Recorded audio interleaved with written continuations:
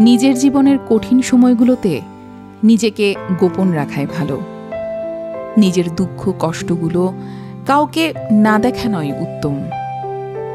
জীবনে যদি কখনো খুব খারাপ সময় আসে, তাহলে নিজের দুঃখ কষ্টগুলো নিজের মাঝে এমনভাবে আড়াল করে রেখো যেন তোমার গা ঘেঁষে বসে থাকা মানুষটিও টের না পায় গোপনে তুমি ভেঙে গেছো, খুব পুড়ে ছারখার হয়ে গেছে মনের বন।